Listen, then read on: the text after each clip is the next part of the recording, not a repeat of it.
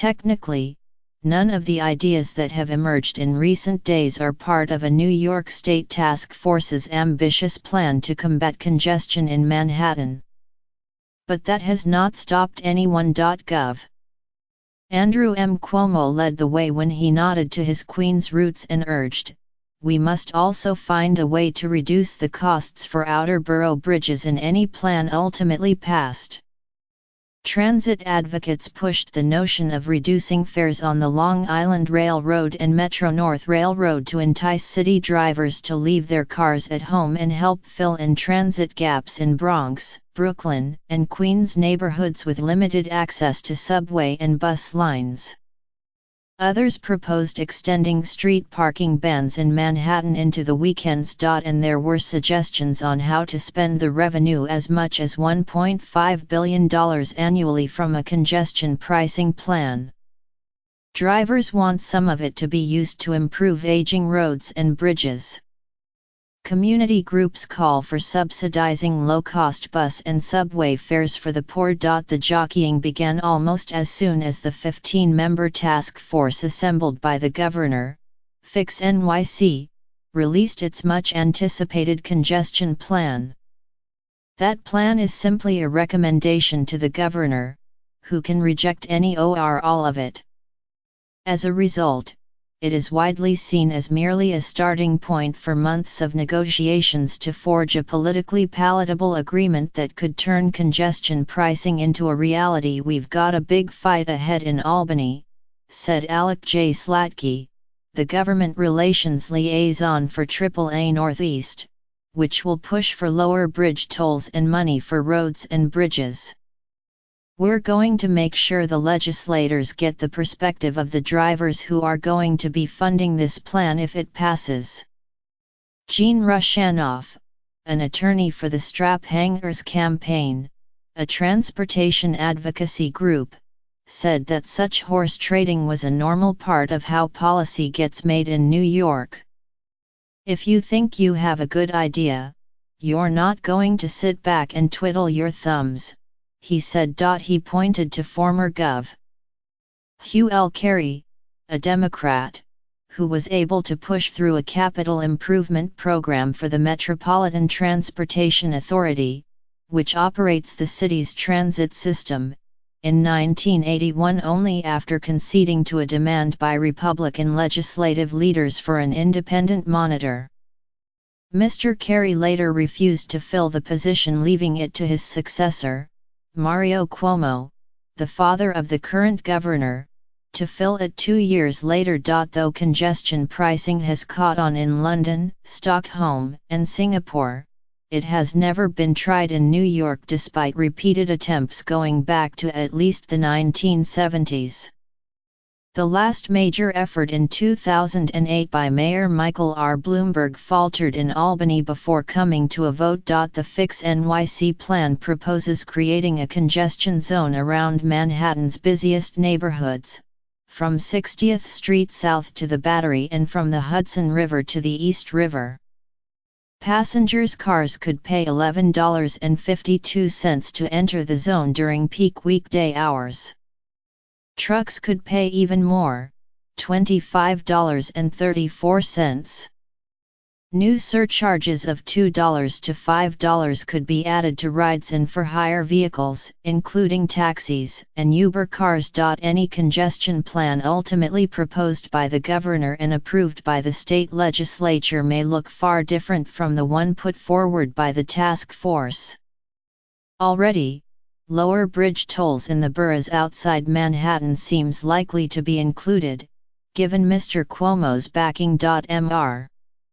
Cuomo has not said when he expects to present his own congestion plan. At least part of it is expected to be in the state budget, which has an April 1 deadline. "I will discuss the alternatives with the legislature over the next several months," Mr. Cuomo said in his statement. But Mr. Cuomo, a Democrat who faces re-election this year, faces resistance from some state legislators, especially in the other boroughs and in the suburbs. Many of them say their constituents drive into Manhattan because they live too far from subway and bus stops and already pay existing bridge tolls that support a transit system that they often cannot use.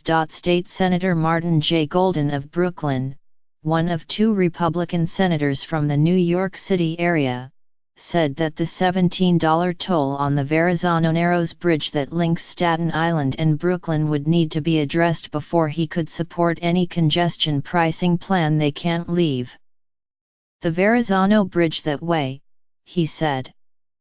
That's a non-starter for me. Some taxi owners and drivers are already making a case for taxis to be exempted from the proposed surcharge on for-hire vehicles in the task force plan. They argue that they already pay hefty medallion prices for access to Manhattan streets and that it is the ever-expanding fleets of Uber and ride-hail cars that, unlike taxis, do not have a cap limiting their numbers that have worsened congestion, treating taxis who have paid into the system and should be exempted from additional charges the same way as those responsible for the problem makes no public policy sense because it won't reduce congestion, said Nino Hervias, a spokesman for the Taxi Medallion Owner-Driver Association, which represents about 1,500 individual taxi owners, most of whom are immigrants. Some of these ideas have been recycled from past efforts. Lower outer borough bridge tolls and money for roads and bridges were in an earlier plan proposed by Move New York, a grassroots campaign, as a way to garner broader support by distributing the costs and benefits of congestion pricing more equitably across the city. Previous plans have been perceived as Manhattan-centric, said Alex Matheson, the director of Move New York. It's important to make sure the outer borough residents get concrete benefits in return for establishing a congestion pricing zone in the central business district. Even some of the task force members said there is room to expand on their plan, which itself presented different options. For instance, the proposed congestion fee of $11.52 to enter Manhattan, which is the Easy Pass round-trip toll for cars taking the Queens Midtown and Brooklyn Battery tunnels, has been called a placeholder. Sam Schwartz, an architect of the Move New York plan who was also on the task force, said that the task force was charged with finding ways to reduce congestion in Manhattan so the other boroughs, and the bridge tolls there, were beyond the scope of its work. Still, he said the governor had raised an important issue about the inequity in existing bridge tolls, something he has long believed needed to be addressed. That's a very healthy debate and where we should be at, Mr. Schwartz said. The task force also did not look at how the revenue from congestion pricing should be spent. Mitchell L. Moss, another member of the task force who is the director of the Rudin Center for Transportation Policy and Management at New York University, said that was a missed opportunity. How do we make sure the money that is raised is put to good use? He said. No one should pay one penny unless they've also improved the way we spend the money. If we're going to raise funds for the MTA, we want to make sure they're going to be spent wisely.